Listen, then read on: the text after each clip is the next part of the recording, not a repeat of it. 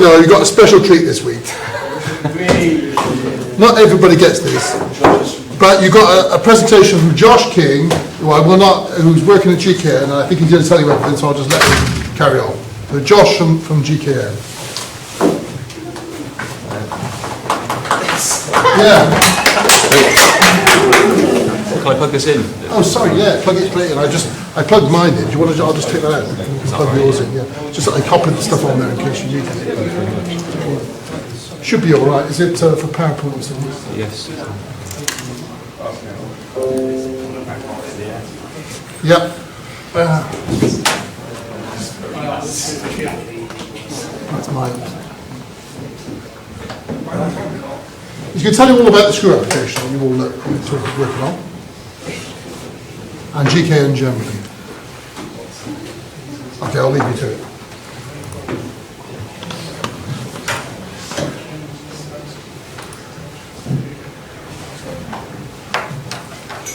Right, so I'm basically here to give a presentation to all of you guys about a machine vision application that we're using in Filton in GKN, just up the road. Conveniently my glasses are broken, so I can't really put them on and see you all. I've noticed a few people over there from Atkins, MOD, GKN. Whereabouts where are you guys from, work-wise? Oh, I wasn't, so I'm not part of the aerospace, I'm okay. a student. Student? Working up in Dundee. Yeah, okay. Students as well? Yeah. I know it's you guys. And your students as well? Andreas is there, mate. How are you? You good? Good job. Okay, good. So yeah, my name is Josh King. I'm an Associate Industrial Manufacturing Engineer for GKN. I was an apprentice for 6 years. Should have been 4, but I've done 2 years of one apprenticeship and essentially restarted on another one, which was a degree scheme. I went to UE, same as what you guys are now, so I believe your schemes are 5 years. GChem was 4 years, so that's why I'm sort of finished a year earlier.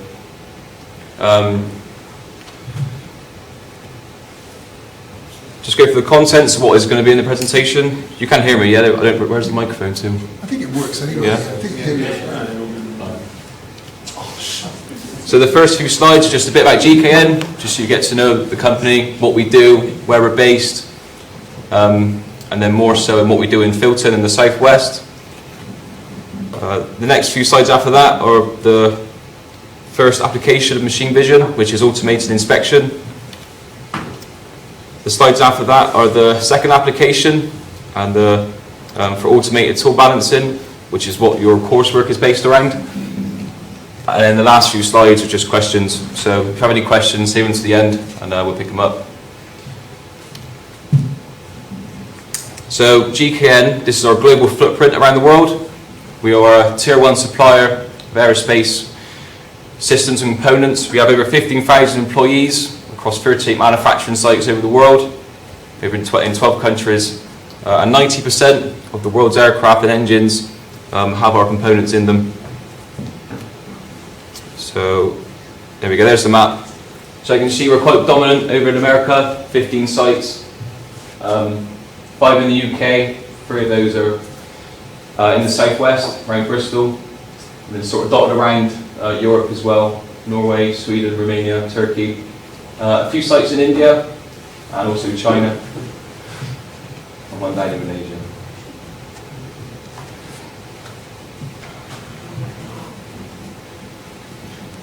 So I work for the Aerostructures business line within the aerospace business. So part of that are fuselages.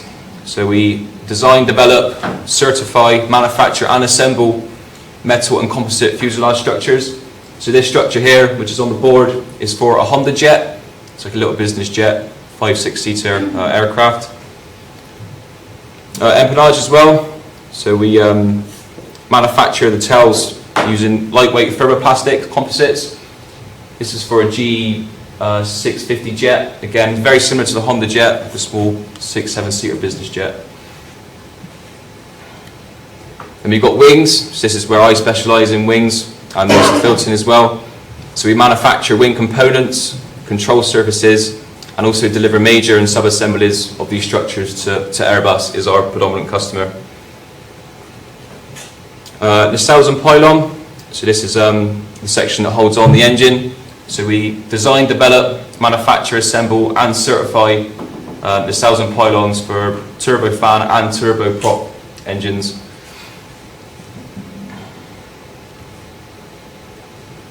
So in the southwest, these are our sites. So you've got Filton, so this is where we specialise in metallics. So we've got leading and trailing edge sub-assemblies. So if you imagine you've got your wing, and that's essentially the front and back section of the wing. We also do complex pipes and ducts. So one of the assemblies we do for that is bleed air. So we take hot air from the engine and disperse it into the wings to stop ice building up on the wings during flight. We've also got advanced machining capabilities, such as using CNC machines to take away material to produce components like the one I have here, which I'll show you in a minute. I've got a video in here of basically one of the CNC machines we have in Filton. It's not the exact one, but it's a video our supplier has put on YouTube. MTD CNC, bringing you the latest engineering news, reviews, events and special offers via video media.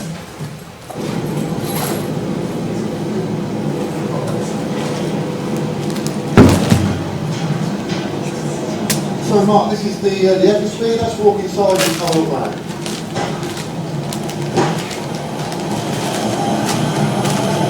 This is the parallel kinematic head that carries the machining spindle that has 120 kilowatts of idle, 30,000 RPM spindle. So this has the ability to remove 10 litres of material from the aluminium billet per minute. So that means you're filling an oil drum with swarf once a minute out of this machine. Incredible. Big kit. Yeah, the parallel kinematics allow us to have a 5-axis machine with no rotary axis, which means we can accelerate around these paths, these fill paths, extremely quickly. And that's the secret, that's another secret of this machine. It's all about high acceleration rates, very, very high jerk rate for this machine. So would I say that this machine is very much aimed at the aerospace fraternity in the UK or worldwide? Yeah, absolutely. This machine was designed and it was formed purely to machine aerospace structural parts in aluminium. And that's what this machine does for a living. And it does this all over the world. It's all the supply chains with Boeing, Airbus, they're all using this machine to supply parts for those aircraft. All of the A350 wingmen are all manufactured on this machine, whether it's in this country or abroad. MTD CNC. Here we go. So that was Paul Zajac, he's the Starag representative. That's who manufactured these machines. If you notice in the end of, here we go, this is the machine spindle, which is where the tool sits, which is what this is here. So part of your coursework was identifying the length of screws. So the screws essentially go in these machine tool chucks to balance them, which we come on to a bit later on. But this is where the chuck goes in the machine.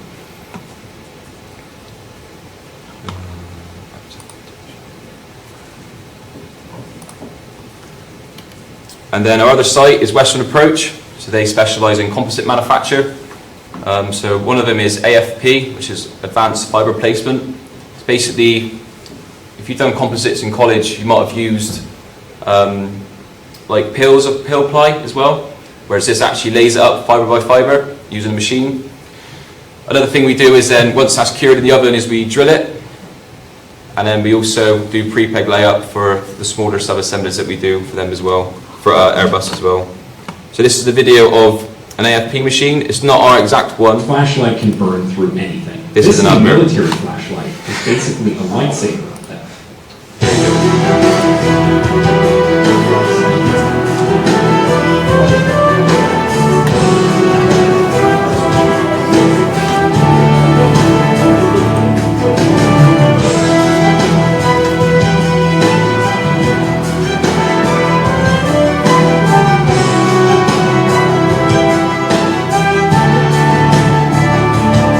So essentially, there's multiple different reels here with carbon fibre wrapped around it, and this machine will pick it up, take it over to like a a jig fixture and apply it layer by layer.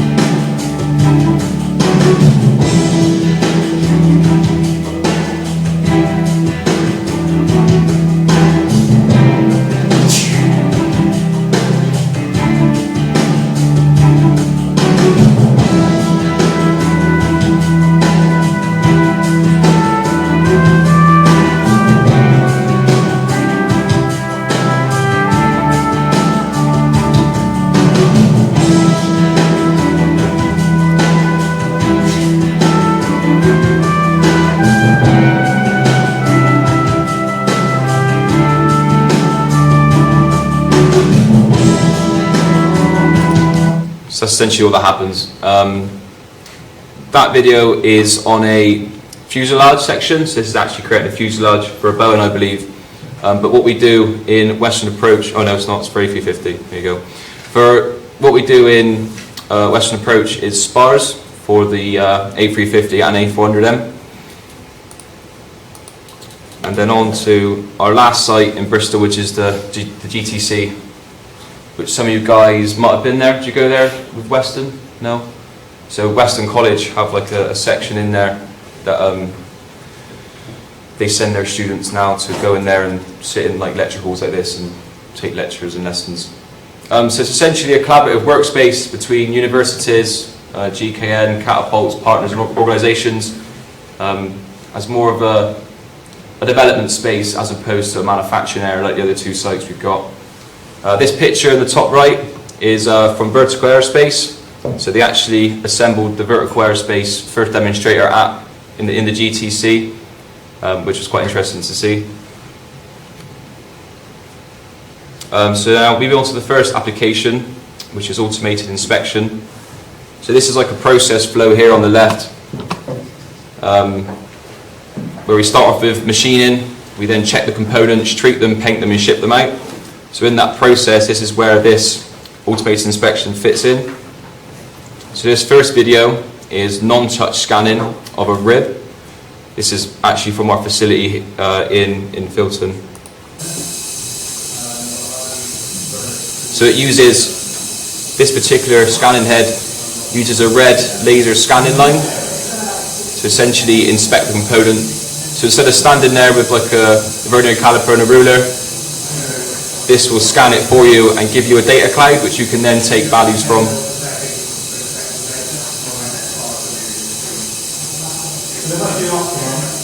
So the rib is held down on vacuum pillars, these blue pillars, to hold it completely flat, because during machining ribs do experience distortion.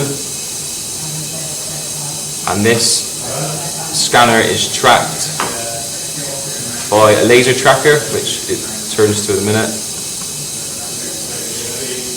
There we go. So this tracker tracks where the head of the robot is in position in free space, which then gives you the coordinates of what it is it's measuring.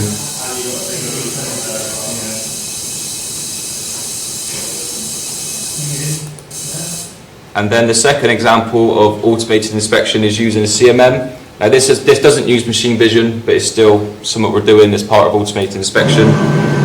So this uses the probe to take probe points on the surface of the component, which then displays it in like a graph on the screen.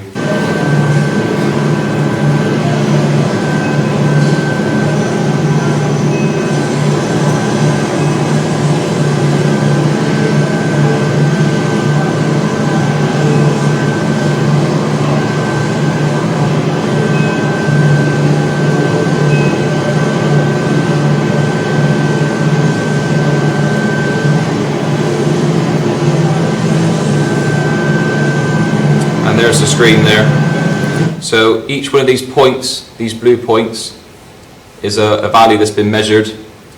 So the idea is you can track your trends across multiple components. So say in one day you machine 10 components, you can track the trend of if one feature is going out of tolerance. So the idea is you change your machine offsets before you create scrap or concession. Whereas at the moment, if you measure them after they've been machined, later on down the line, there's potential that you could have machined other components that were wrong. Whereas if you track the trend, you can sort of correct mistakes before they're made. And I just flick through now. So each one of these lines here is a different feature it's measured on the component. So you can do hole diameters, thicknesses, stuff like that.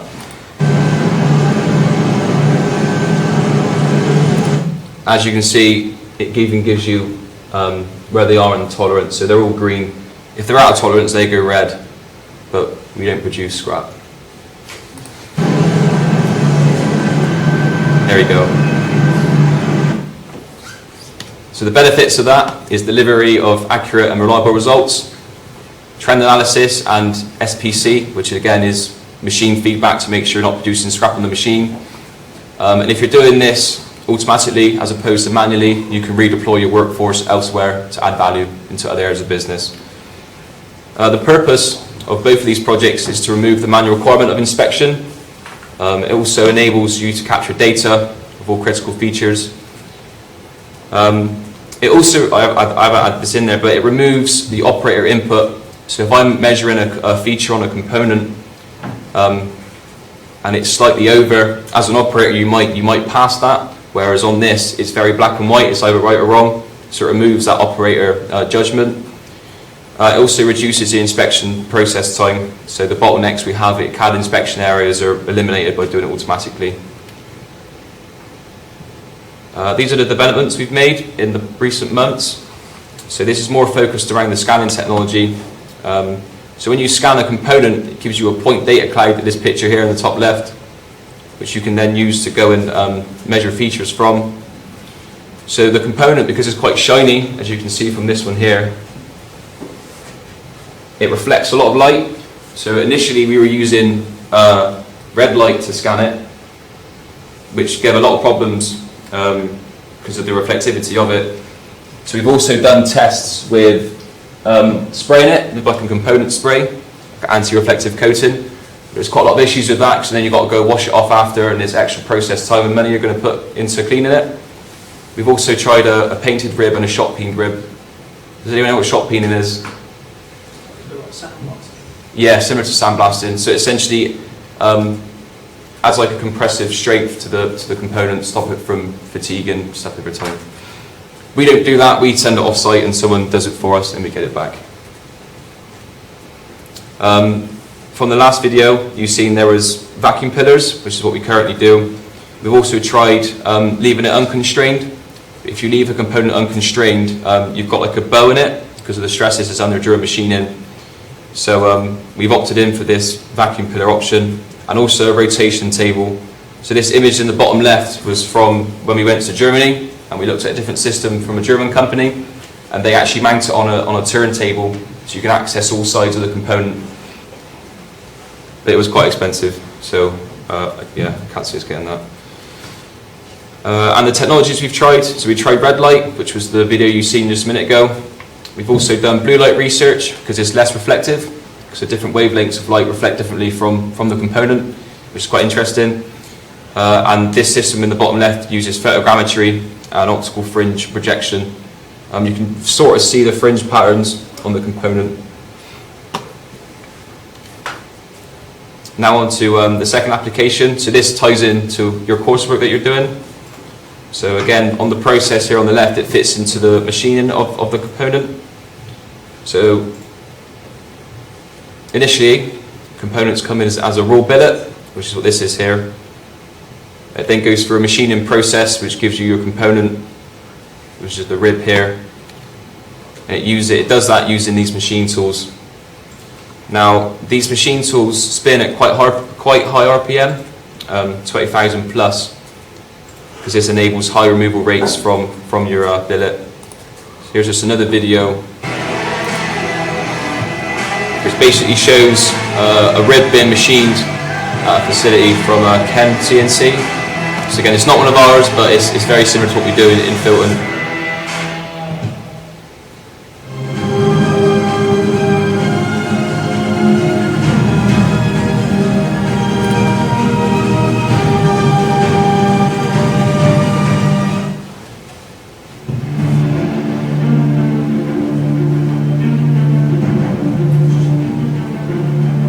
So that's where they go in the rib, in the wing, sorry. That's the grade of aluminium we use to do it, and that's the sort of rough dimensions.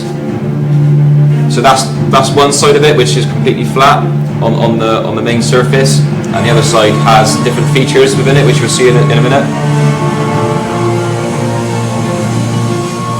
There you go. So that's spinning at 22,000 RPM, which is quite fast.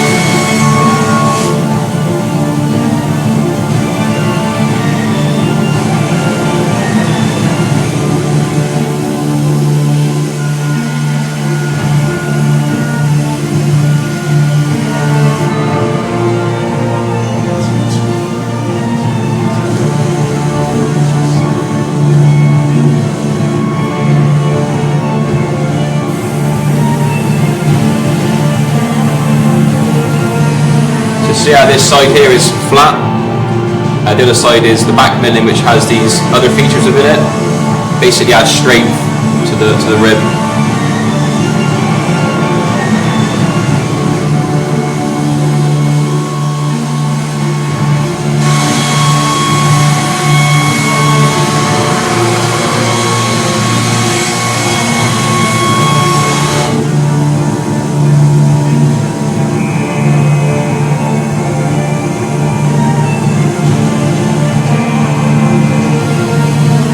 There we go. So you can see the features here that it's machined. So these are stiffeners, which basically add stiffness to the component.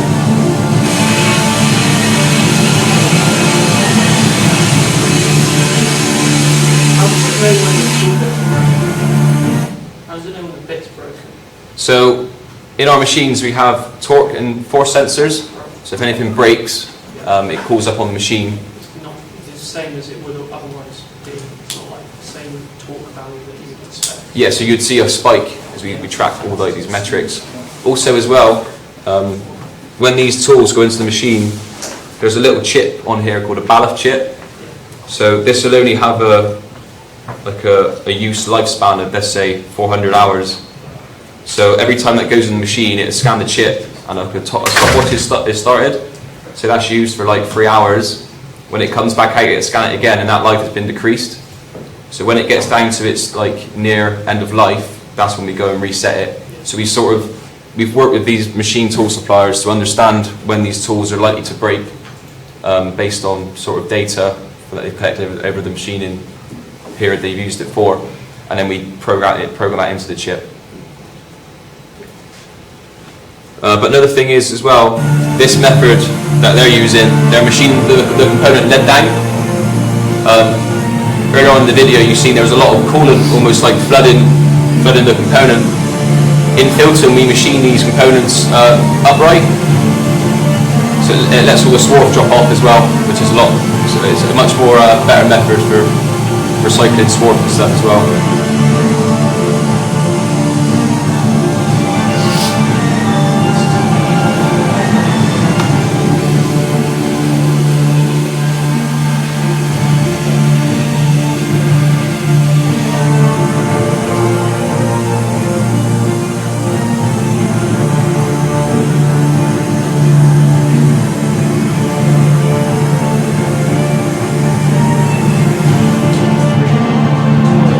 There we go. So that's the flat side, and then this is the side with all the stiffeners and webs.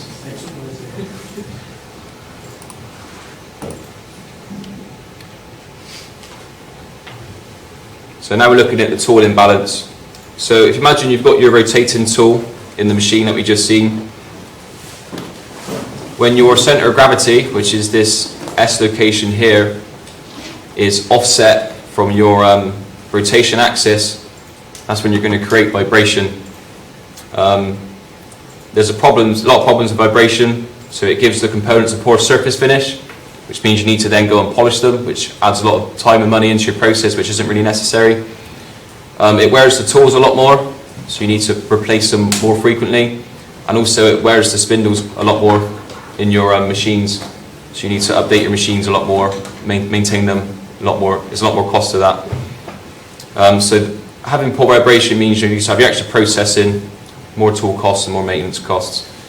There's a video here that sort of describes this very well. So this image on the left is a single imbalance, whereas this video on the this picture on the right is a couple imbalance. So this is an American video. It starts off really cringe, so I'm going to skip the first couple seconds of it. Running a small business, isn't it?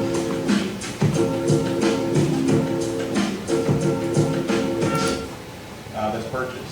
So that's awesome. That's awesome. And by the time this airs, because this is the Boombastic Beat, a short episode that happens right after Boombastic, you guys would have given away a pre-setter to mount in a very realistic setup. So sounds good. Yeah. So you're going to Here we go. This describes it really well.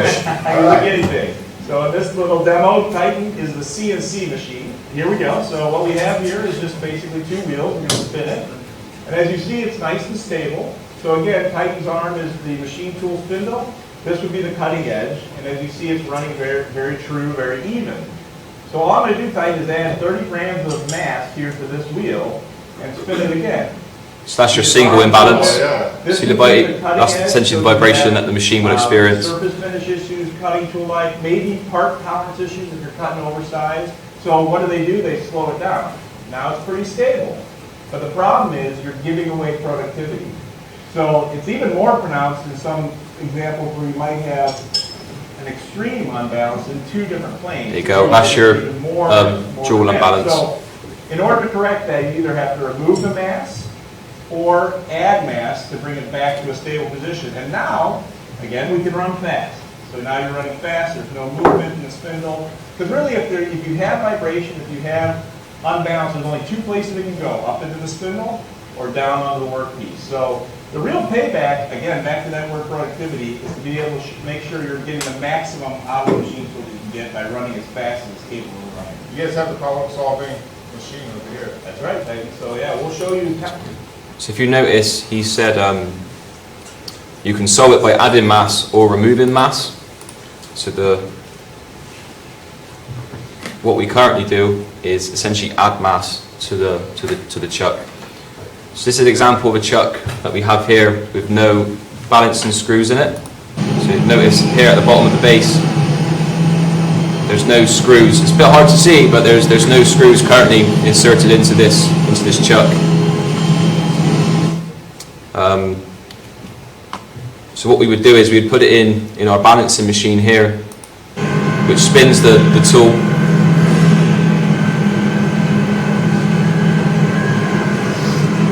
And gives us a value of imbalance.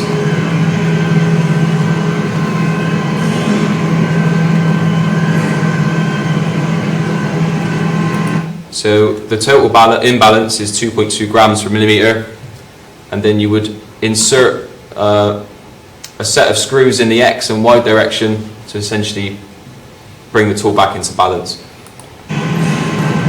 So once you've got your value here, which is 0.17 grams, the other plane was 0.08 grams. So in the X direction you put one lot of screws, in the Y direction you put another lot of screws. So these are the screws here. There you go, 0.08. So you've got a size 11 and a size 10.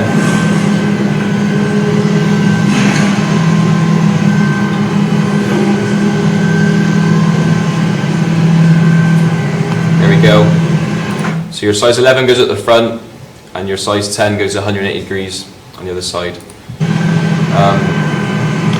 I couldn't film you putting them in, I didn't have enough hands. But here is it after it's been done. So see the screws are now in the base.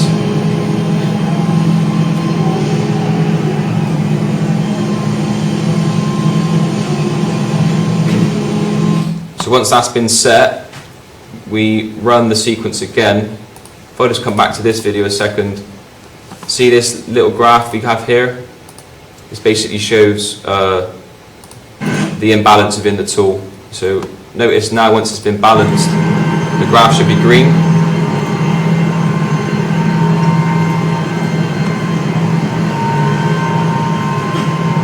Yeah, there you go. Which means it can now be put in the machine and used.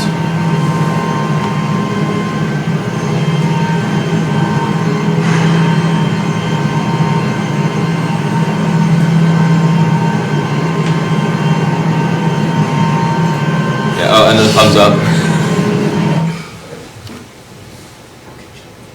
So, my dissertation research project was to essentially automate this process.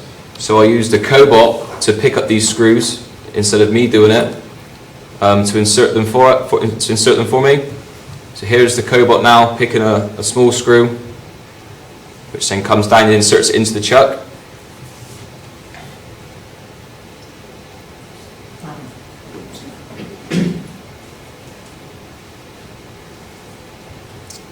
There we go, so that screw is now fully engaged in the bottom, and then this second part is removing the screw from the chuck. So I believe from your coursework, one part of the process is identifying the length for the screw once it's been picked up. So essentially that would be here, so once the screw's been picked by the screwdriver, identifying what length it is you have there. And this is also the same video again, but for a longer screw, so you can sort of see it a bit better.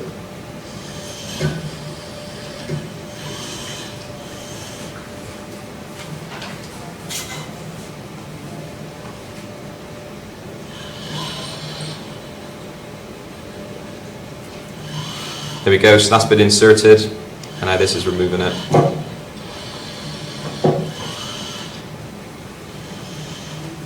There we go. So the benefits of this is it improves reliability of what it is we're doing. So essentially if I put the wrong screw in the wrong hole, the imbalance could be worse, which means I then need to do it again. Or if an operator puts the wrong screw in and doesn't check it again, it could be put in the machine with higher vibration than what it initially had. So this essentially provides first-time right tools to the operators on the machines, and it also aligns well with future tooling projects that we're looking at doing in GKN. So the purpose of it is to remove the manual requirement, reduce the process time, and also improve the quality of the process. So there are problems with screw sorting, which is sort of what the coursework is centered around. So wrong screws can be used, so using the wrong weight can make the imbalance worse. And it's also a non-value added time having to correct the mistakes that you've made using the wrong screws. So here are the screws here. So if you imagine when you take a screw out of the chuck, you need to visually inspect it and put it in the right compartment. Not everyone does that. So if they take a size 10 out, for example, and put it in a size 9 compartment, when you then go to set a tool in the future, you could pick up the wrong screw. So again, it's adding that quality into the process. And there's all the different sizes there. So you can tell the difference between them by colour, but the colour does become faded over time when it's being used in machines. So ideally, you want to use the lengths, because the lengths are what stay constant. And the weights, obviously, as well. Do you have to put the screw into the tool? Sorry? So do you have to put the screw, present the screw to the thing that the device that fast? So the screw, so present it to the screwdriver to Yeah. pick it up. So what I done was, so the idea that I was approaching, see I've got this little block here. So if we were to implement this in the future, I would have a bigger sort of surface block with 11 different size, 11 different rows by 10. So I'd put like size 1, size 2, all the way up to size 10. And then when a size 1 screw needs to be inserted, the robot would go and pick that one from that row. Whereas what we're currently have to do is, because we're doing it manually, we've got to pick them up from here, which the robot can't do. So ideally you would sort of give it some help with... Like magazine of Yeah, you could have a magazine. The only issue is you've got to sort of try and find a way that the robot can find the top of the screw to make sure it picks it up.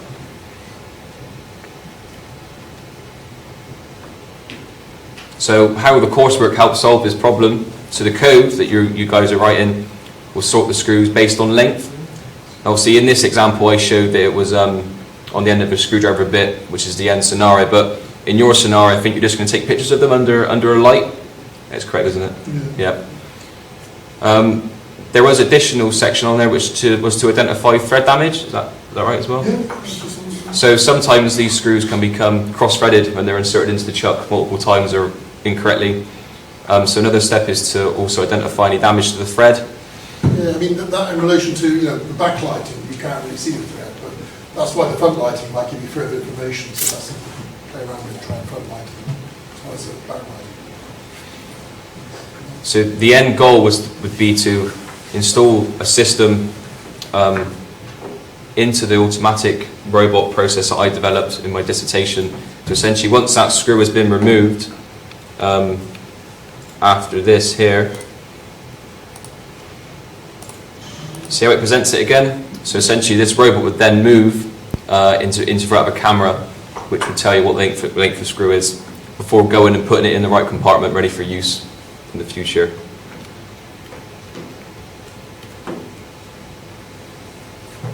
So that's sort of the example, and I'm just going to sort of go through how the machine vision module has helped me in my job. So it's given me understanding and awareness of how systems can be used to improve inspection processes, like the hyperscan we looked at earlier on. This is because it removes a manual requirement and also the operator bias. It also helps to enable automation. So by having a vision system to identify the screw links, you can automatically sort them as opposed to having an operator stand there and go for it manually. Which gives good quality assurance, which is GKN's priority, and also gives good problem solving.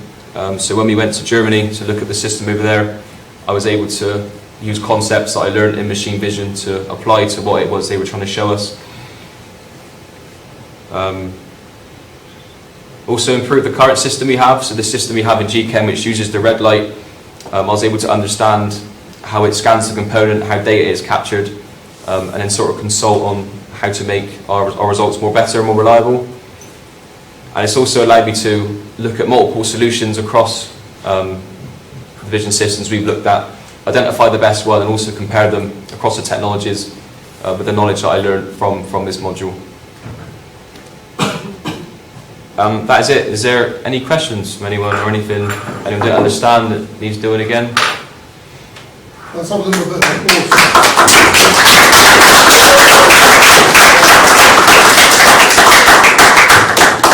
Thank you.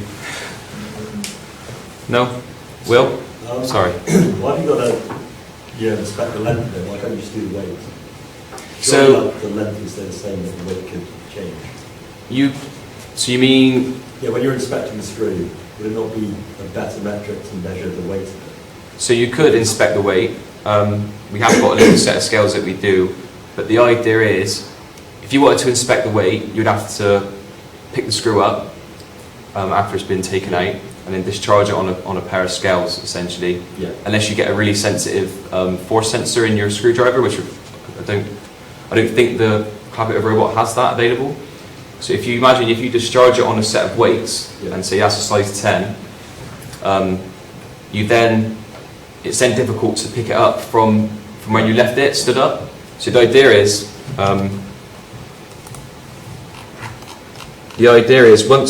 once you know what the length of the screw is, I want the robot to go and put the screw back into this this sort of device that I've made here. So next time it's used, it's already ready to be picked up again. Whereas if you discharge it onto a set of scales, you've then got to try and find a way that the robot can pick it up again to then go and put it back into this block. Could the scales not just be calibrated to include the weight of like that thing that already picks it up, and you can just drop it into that? So this is a threaded insert, yeah. Right? So the idea is you would have 11 rows, each for each row of the screw. Now if you go put it in row number 1, how do you know that was screw size number 1? Right, okay. You have to go pick it up. Puts it back in each one. Yeah, so whereas if you can tell the length before you put it in, you can go and put it in the correct row, ready for use again. Okay. But no, scales was an option that we considered, but for the fact that once it's been put down, trying to then pick it up from, so it can be inserted again was quite challenging. Whereas if you sort it from when it's taken out of the chuck, it's already on the end of your screwdriver, so you've got it sort of where you want it essentially. Does that make sense? Yeah. But if you had the scales kind of built into the chuck that you put the screws in, couldn't it just remember where it's put each one? Because we like it in organised lines, but it could just remember, like log it. Yes, that's in a matrix. That's another thing we spoke about. So this ballast chip that I said about that logs the machine tool usage could potentially have spare. There's only a certain number of slots on these that you can use up, so there's potential that we could use the slots to register when, say it puts a size 5 screw in this whole direction here. Once it takes it out, it would log it on the chip, so you would know that had a size 5 in it. So we have spoke about that. That would mean we'd need to modify all our current tool balancers because it would need a ballast chip reader. So I'm not going to find one online. So essentially, when the tool is set,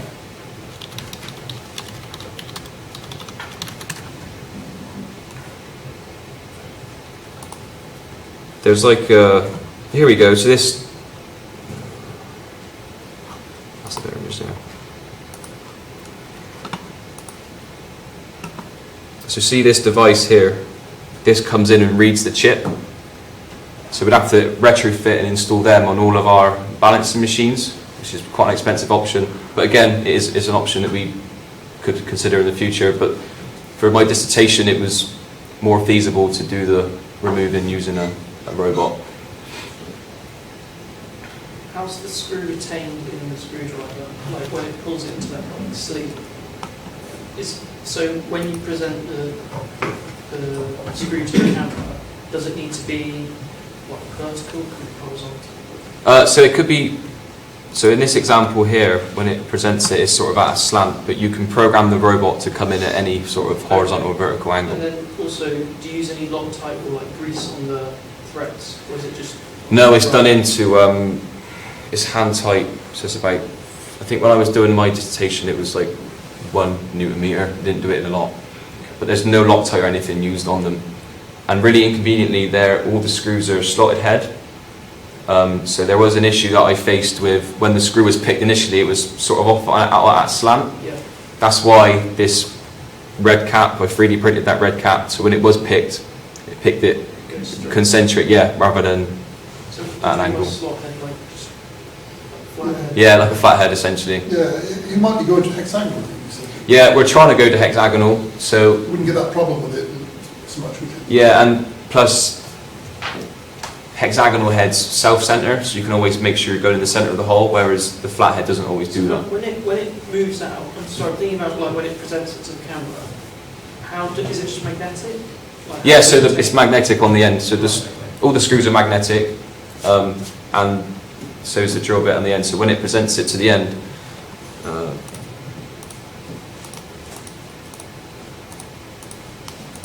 there we go. It's a bit hard to see. I could see that's it on the end there. Yeah. And what's the likelihood of that? Does it ever? Oh, slim. Okay. Yeah. But this cap sort of, when it does retract inside, the cap helps to straighten it out. Plus, when I pick the screw at the start of the video, which is here, see how the cap fits over it completely.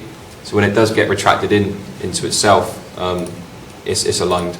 Yeah, I was just concerned that if you went to take a photo, if it's a flat head, it could like tilt potentially. Yeah. And then it would either draw it back in and fall off, or the machine vision software might have a special for it. Yeah, but if you knew the angle you're presenting at, and the thing is measured to be at a slight angle, then you could probably correct it. Yeah. But the thing is, this is an application that's interesting, but we're just sort of doing some initial work with it on the machine vision side, not actually. Is there anything preventing us from just having a screwdriver in frame, you know, having it on a photographing it on a screwdriver? Because that would seem like more applicable, right? Yeah, but you know, the idea of the handout was to introduce some. If you had a screwdriver and always in the same position, right, then you'd be simplifying the problem from the machine vision point of view. You know what I mean? I'm trying to make it a little more challenging. That's why the random angle thing was in there. You know? So I mean, this isn't the final solution for what Josh is trying to do. We're just trying to do some machine vision work which is relevant to what he's doing, which is also a little bit of a challenge for you guys. I suppose. Does that make sense?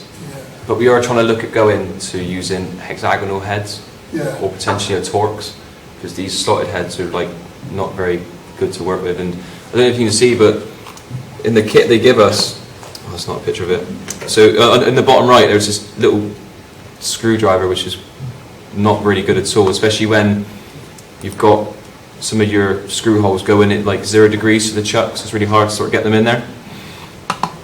But it's something we're in discussions with with the supplier.